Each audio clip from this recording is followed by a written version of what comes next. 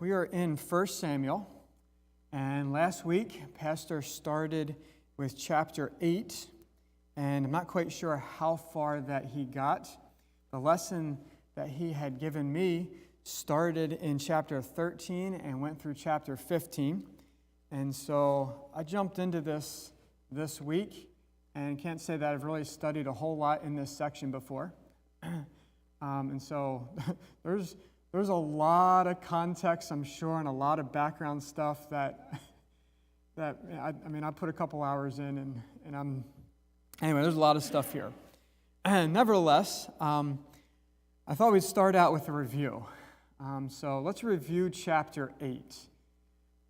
Let's just simply, what happens in 1 Samuel chapter 8?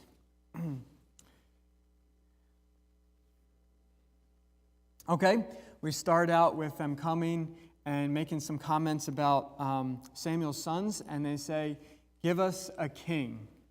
And then Samuel then responds and gives them a warning, right? Like, if you get a king, he's going to do this, this, this, and this, and none of them are really great things.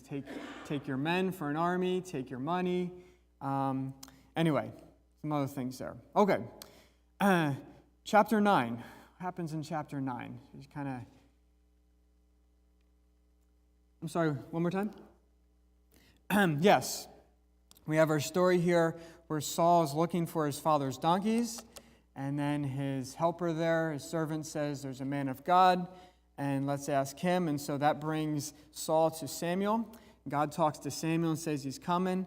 And then so Samuel has a meal and puts Saul at the honored place and so forth. And then we head right into chapter 10. And at the very beginning of chapter 10, in a private thing, it looks like between Saul and Samuel, then Saul is anointed. A lot more things going on in chapter 10. Yes?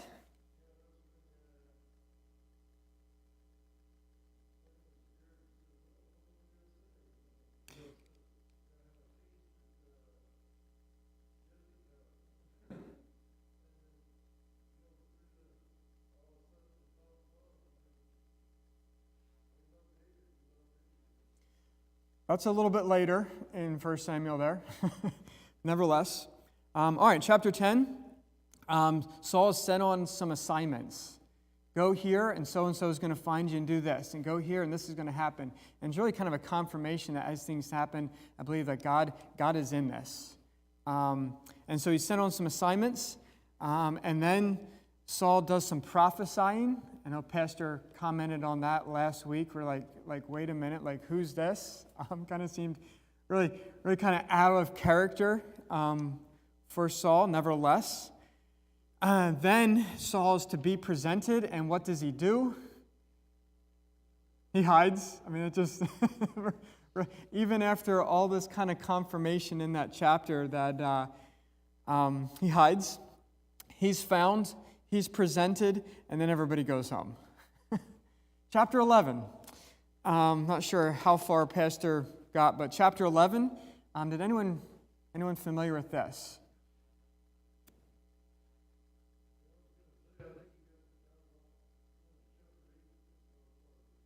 Okay. I remember him mentioning the prophesying, which is in chapter 10. But all right, chapter 11. We have a threat against Jabesh. In chapter 11, we have the Nahash, the Amorite, and really weird request there if you read it. And nevertheless, what is Israel's response? They're really afraid. And hence, though, word gets to Saul, and Saul then rallies Israel. It talks about there, Saul rallies Israel, and then we get a whole army here of 30,000 people, and they come, and God gives them a victory. The battle is won. They rejoice, and then in more public fashion, Saul is declared king. And then we head into chapter 12. And so it seems like at the same time there, then Samuel then stands up, and he's and he's talking before them. And so first couple verses there, Samuel defends his ministry. He says, have I, taken your livestock? Have I taken your money? Have I taken your sons? And obviously the answer is no. Then Saul testifies of God's faithfulness and deliverance, going back to Egypt, and then to some times when the one time that it referenced that Israel get them in trouble, God pulls them out. And then now they get in trouble, and their response is different. They are asking for a king, rather. So it really rehearses Israel's rebuke. Israel is rebuked for rejecting God. But then inside of that, God's confirmation is seen in his display of power. And then Israel's reminded of their relationship with God, and then really a way forward. And so I don't think we went through all that, but I was little preview there of chapter 12 that we'll look at here in a little bit. All right, so that was the last lesson. That was a lot. A little scan flyby. But I want to start out with a question. Was it wrong for Israel to have a king? Discussion question here. It's controversial.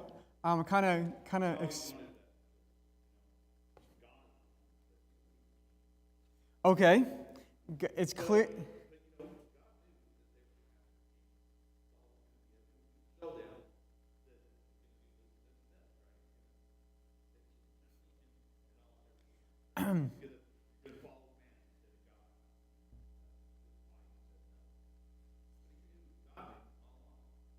Yeah, I'm expecting both answers here, yes and no.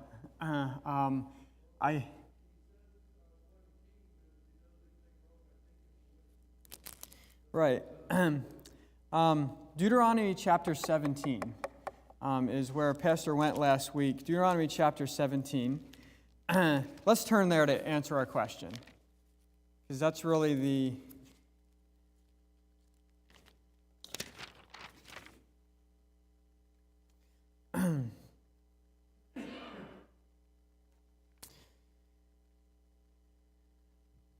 Deuteronomy chapter 17. I'll read through it real quickly here to verse 14. Deuteronomy 17:14. When thou art come into the land which the Lord thy God giveth thee, and shall possess it, and shall dwell therein, and shall say, I will set a king over me, like as all the nations that are about me. Thou shalt in any wise set him a king over thee, whom the Lord thy God shall choose. So if we read that there, was it wrong for Israel to have a king?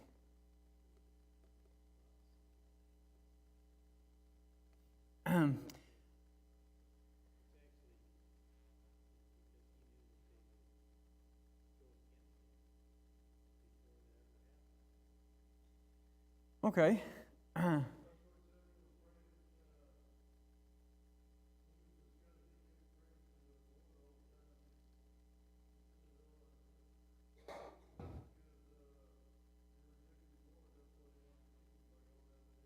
Yeah, we're going to look into this further. But as a simple answer, I'm trying to phrase it, was it wrong for Israel to have a king in general? I'm going to say no. I'm going to say no because in Deuteronomy, it should say, when the people come to you and ask for the king, no. Like the answer should be. And rather, it doesn't say that. It says, thou shalt in any wise set a king over thee. You shall do it. However, it gives the very specific conditions. They're not to be like the king of Egypt. One set from thy brethren, a king over thee. It's not to set a stranger, so from thy own people, thy brother. They're not to multiply horses unto self, nor cause the people to return to Egypt. There's a certain way that kings kind of tend to be. That, okay, we can have a king, but not that type of king. Rather, as you look there later in verse 18, they're to make themselves a whole copy of God's words. And they're to read them again and again and again. And so this is going to be God's king with God's words there. So our answer here really is no. It's not wrong for them to have a king. Let's look at 1 Samuel 12:17. 1 Samuel 12:17. Is it not wheat harvest today? I will call on the Lord, and he shall send thunder and rain, that ye may perceive and see that your wickedness is great, which ye have done in the sight of the Lord, in asking you a king. And verse 20, and Samuel said unto the people, fear not, ye have done all this wickedness, yet, and he moves on there.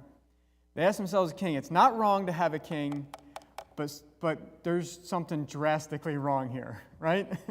So the next question is, what was wrong about their request for a king? Not wrong to have a king, but something was really wrong here.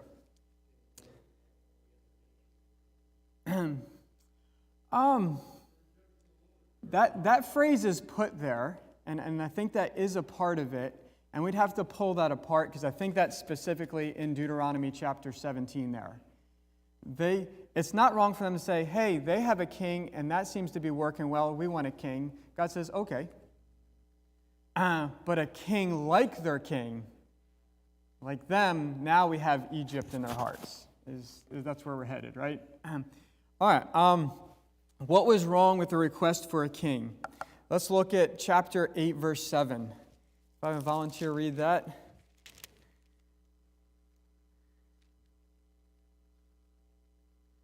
Yes?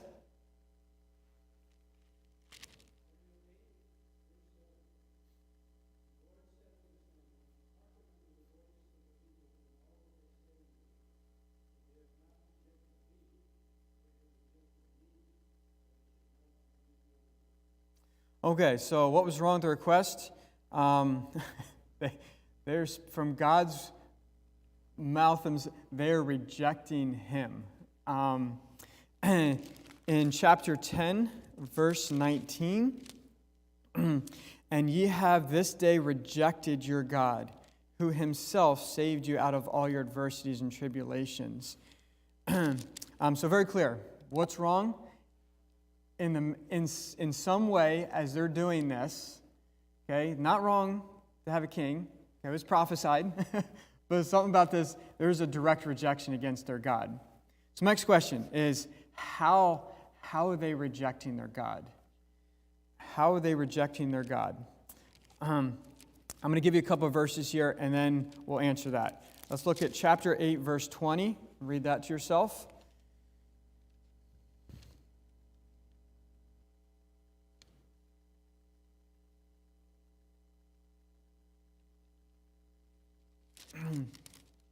Chapter 8, verse 20. Chapter 11, verse 3.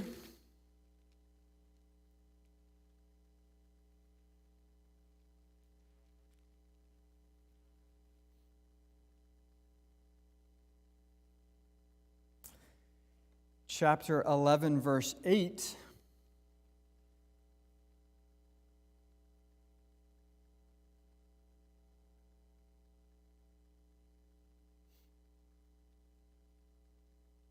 And then chapter 12, verse 12.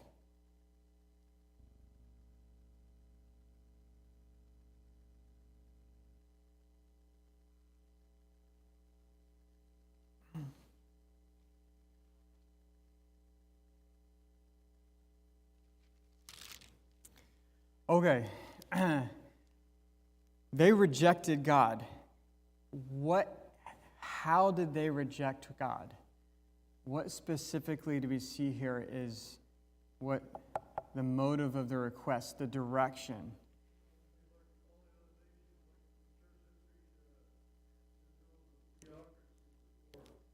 Okay, I'm trying to be more specific than that. All right, chapter 8, verse 20. At the end there, our king may judge us and go out before us and fight our battles. And then as we have this situation of Israel being threatened in chapter 11, the people of Gibesh and say, wait, and then at the end of that verse, let's see if there be no man to save us. Who are they supposed to be looking to? And then in verse 8, as Saul does come, how does Saul fight this battle? We have 30,000 people. I don't see, besides verse 6, where the Spirit of God came upon Saul, I don't see a lot of God involved in that response. And then in verse 12, we have, and we saw that Nahash, this is what is happening in chapter 11, when the king there of Ammon came against you, how did this verse say they respond? They say, we will have a king to defend us. We'll have a king ruling over us. So what was their specific offense in which they rejected God?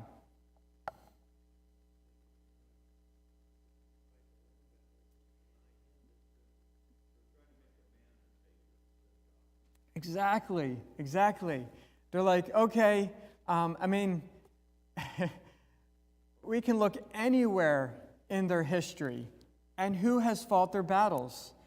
It has been God. God says, I have chosen you, you are mine, and as you follow me and obey me, then I fight for you. And it's there's very much this contract there, similar to if we think of medieval times, where you have a castle and the king and all the knights, and then you have all the farm people, and there's a relationship. You provide food for me, and I'll provide protection for you.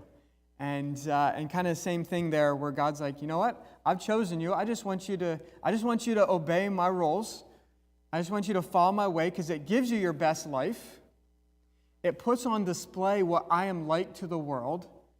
Okay? I want to use you to show the world, to communicate, and as a result, I'll protect you. You don't have to. And they specifically said, no. We want a man, we want a king, and we want to fight our own battles. What did they forget? I guess kind of what I talked about. What did they forget? Got some... Yes, okay. Have some verses for this here. Verse 8. Chapter 8, verse 8.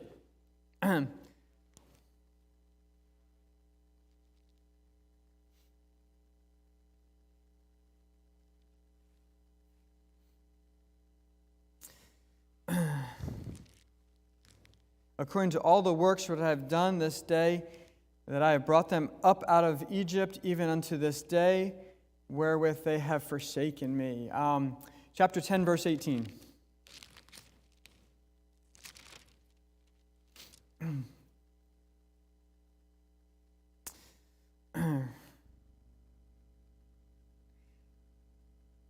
And said unto the children of Israel, thus saith the Lord God of Israel, I brought up Israel out of Egypt and delivered you out of the hand of the Egyptians and out of all the kingdoms and of them that oppressed you.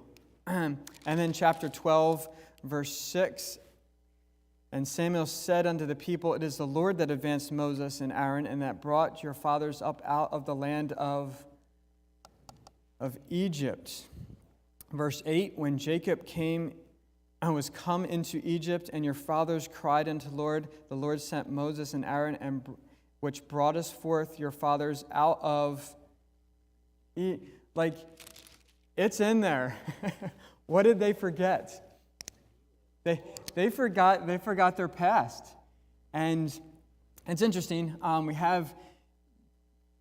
God chooses Abraham, and then we have Isaac, and then we have Jacob, and we have the 12 sons, and then God takes them out of the land and takes them to Egypt. And they're there a long time. And really this was by God's design.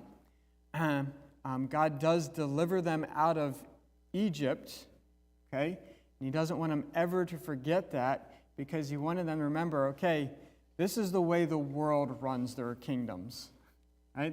They use power and oppression.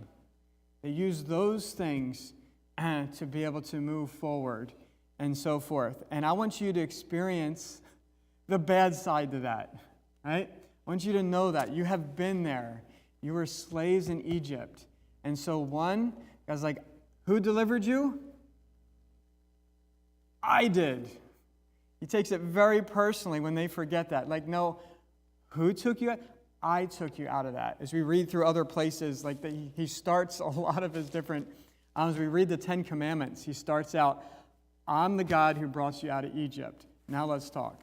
And then secondly, there's something there, I think if we reverse that, God's really trying to show them what Egypt is like so they can recognize it in their own hearts. And so as we compare, like, you can have a king, but what that king is not supposed to be like. That king's not supposed to be like an Egyptian king. It's not what it's supposed to be like. And so having that in their history, they've seen that. They've passed that on. And it's when they forget what it feels like to be the oppressed and what does the oppressing, when they become that, they become the Pharaoh in their own hearts. That is not the story that God's after. When we see that.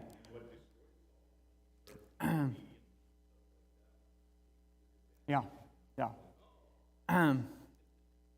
So anyway, and it's really clear in there that what they forgot what Egypt is like, and be reminded, and so forth. And so there's one other thing I want to mention here that's not directly in the text, but as you think about that, God has a plan, right? God has a plan. He chose Abraham, okay? And I believe it was in his plan to have them go to Egypt and experience that. And it was in his plan to at a certain time to have them come out, okay? And then, unfortunately, God had a plan, right? And they're standing there. They send the spies out. Were they ready for God's plan to take over the promised land? No. God's like, okay, I have a plan. You're not ready yet. So then we have 40 years in the wilderness, right? Okay. You're not ready yet. I'll work with that. God's working here, okay? And so after the 40 years, then we enter in with Joshua, right? And what does God set up to lead his people? I don't know if we call it the dispensation, or how's God orchestrate? Who's he working through for his people as they're in the land up into chapter 8 here? What does he use? The judges, okay? So guys, we do need something, okay? But I'm your king, and here are my people, and I'm working through that, okay? I see a case here where, was it wrong to ask for a king? No. However, we need to have the right, in a certain sense, the right motives. Could they ask for a king and not reject God? Yes. And so, otherwise, Deuteronomy 17 should say no and condemn it, and but no, God says, oh, you have a king, this is how it's going to go. So I see a case here in the beginning of chapter 8 where we have Samuel. Is Samuel doing a great job? He is. The people do have an issue with his two sons, okay? And on that moment, something's happening here where then they're like, you know what? No, we want a king. We want a king. And besides why they wanted the king, to fight their own battles, what else kind of was wrong about that? God's got a plan. He's working it through. He's a judges. It's not wrong to have a king. What happened there? What's that? Well, they did. But I'm saying, what else, like, besides the wrong motive,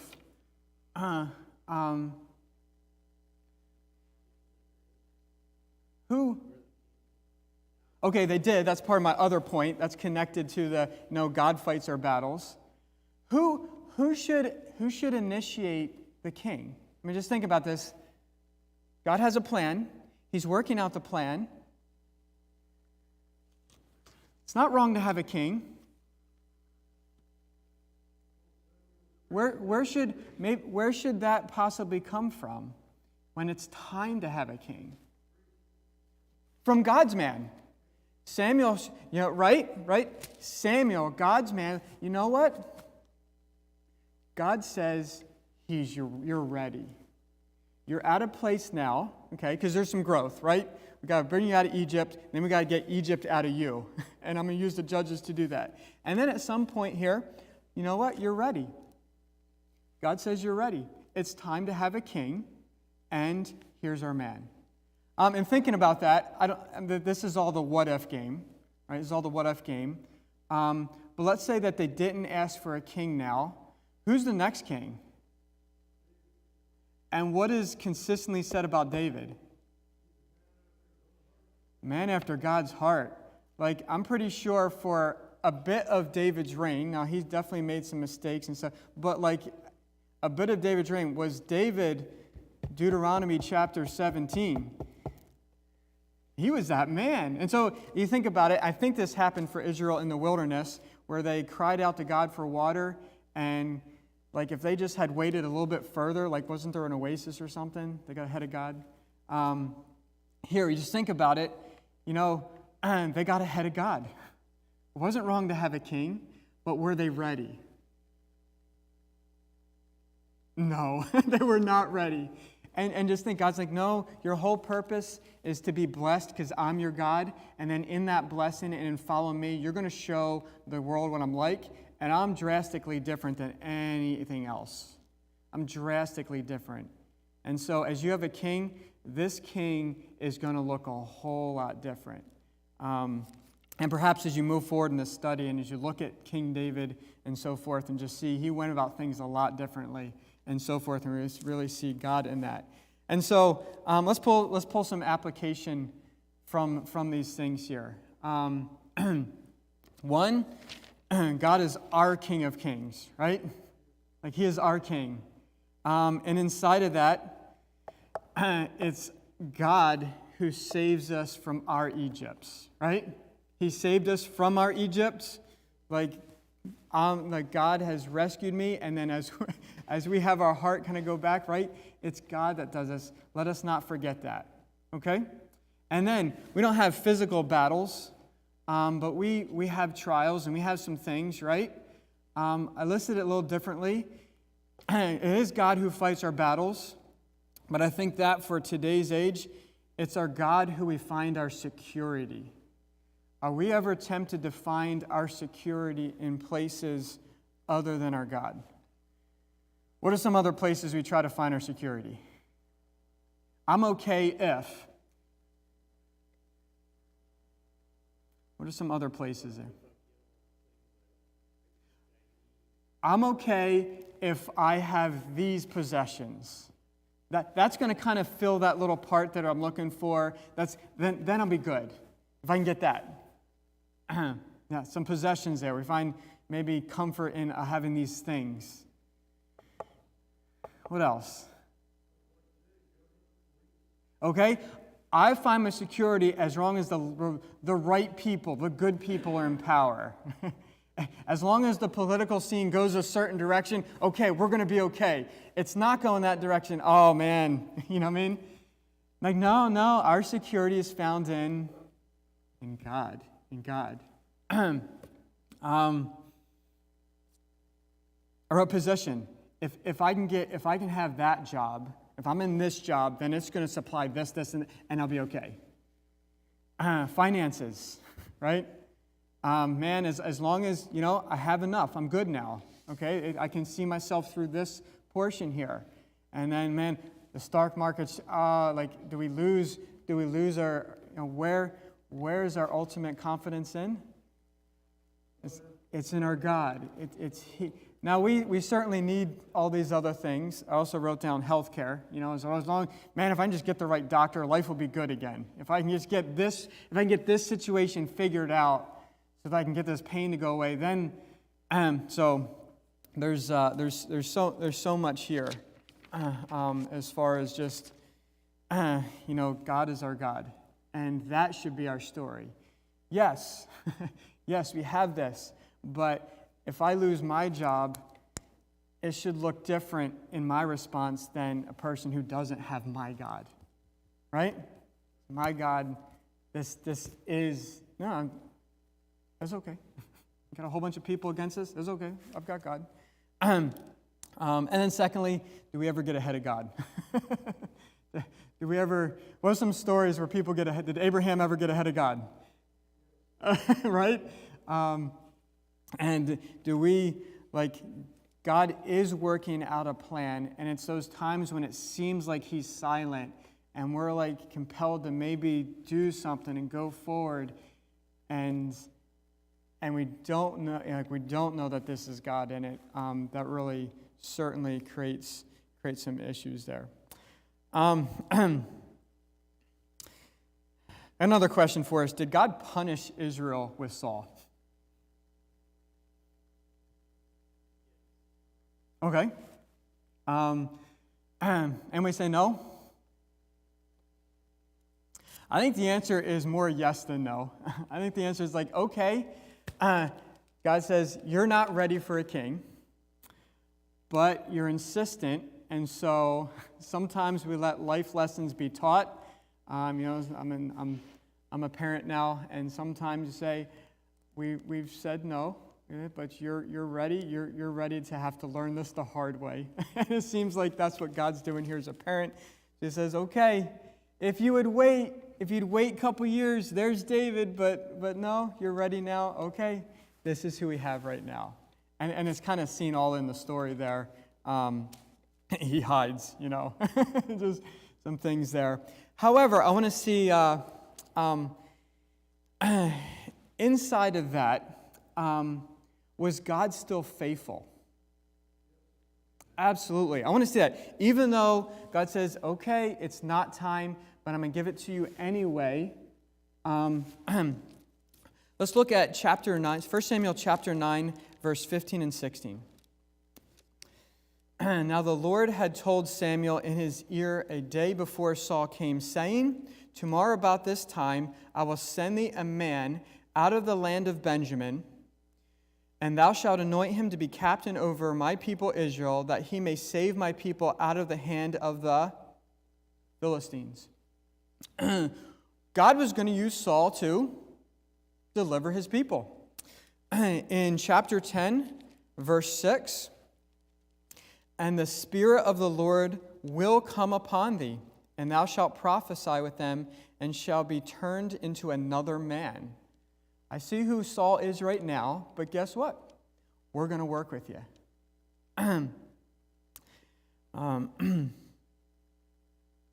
Verse 9 of chapter 10, and it was so that when he turned his back to go from Samuel, God gave him another heart. And all those signs came to pass that day. God gave Saul a new heart. And then chapter 11, verse 6 and 7, Saul hears about this threat against Israel, and the Spirit of God came upon Saul when he heard those tidings, and his anger was kindled greatly. And so then he acts, and in verse 7, God uses him to put the fear of the Lord on the people. So, was it wrong for them to ask a king at this time? Yes. Was it wrong why they were asking a king? Yes. And so God in a sense says, okay, I will abide. I'm going to take this man, and does God fully want to work with him? Absolutely. And chapter 11 looks kind of promising. However, I want to look more. We're just about out of time here. But I just see that, even when we do get ahead of God, and our choices are going to have some bad consequences, does God just kind of step on the side and let us crash and burn? No, He doesn't. And here in Israel, let's just look at the heart of God here in chapter 12 as we end. We looked at chapter 12, verse 12, where it says, you said, no, we want a king when God was your king. And verse 13, now therefore, behold the king whom I have chosen and whom ye have desired, and behold, the Lord hath set a king over you. Okay, here he is. However, if you will fear the Lord and serve him and obey his voice and not rebel against the commandment of the Lord, then shall both ye also and the king that reigneth over you continue following the Lord your God. In other words, it wasn't time. You've asked for the wrong reasons, but let's go back to Deuteronomy chapter 17.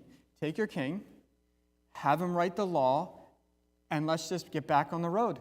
Follow my commandments and walk with me, and we're good. But if you will not obey the voice of the Lord, but rebel against the commandment of the Lord, then shall the hand of the Lord be against you, as it was against your fathers. Now therefore stand and see the great thing which the Lord will do before your eyes. Is it not wheat harvest today? I will call upon the Lord, and he shall send thunder and rain, and ye shall perceive and see your wickedness is great, which ye have done in the sight of the Lord, in asking you a king. It wasn't time yet. Wrong motives. God says, you know what? So Samuel called the Lord, and the Lord sent thunder and rain that day, and all the people greatly feared the Lord and Samuel. So God did have to have a little talk. God had the little lecture. He set them straight. And all the people said unto Samuel, pray for the servants and the Lord thy God, that we die not, for we have added unto all our sins this evil, and ask us a king. God didn't just pick up forward. He said, no, you have to see what was wrong. But now that you see you were wrong, and what was wrong, and Samuel said to the people, fear not. You have done this wickedness, yet turn not aside from following the Lord, but serve the Lord with all your heart. Turn ye not aside for them, for then should ye go after vain things, which cannot profit nor deliver, for they are vain. Deliver. Like that's back to like, no, I'm the one that delivers. I'm the one that fights your battles. For the Lord will not forsake his people for his great name's sake, because it hath pleased the Lord to make you his people. God's like, no, I've chosen you. I'm not starting over. I'm not forsaking you. You've made a bad choice. We're going to learn from this, and then we're going to go forward. Moreover, as for me, God forbid that I should sin against the Lord in ceasing to pray for you, but I will teach you the good and the right way. I think that's Samuel moving forward. They're also saying, I'm not abandoning you either. And then we got Pastor Frick's life verse. Only fear the Lord and serve him in truth with all of your heart, for consider how great things he hath done for you. Think back to Egypt. But if ye shall still do wickedly, ye shall be consumed, both ye and your king. And God specifically said he was rejected. Like those are some strong. That's strong. That's a pretty major offense, right? Pretty major offense. And yet, inside of that, for them not waiting on God, offending God, your deliverance is not good enough. God says, here's a king. My spirit is going to be upon him. Let's pick up with what I want to do with you. Do we see God's gospel in that? Do we see God's goodness in that? That, that is who our God is.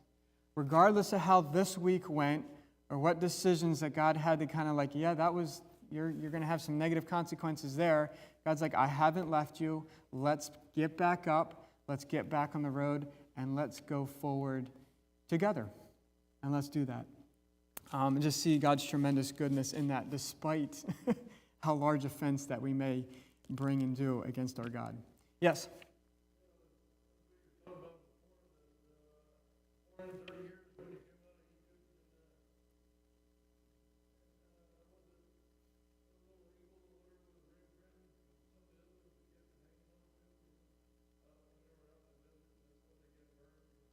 Mm-hmm.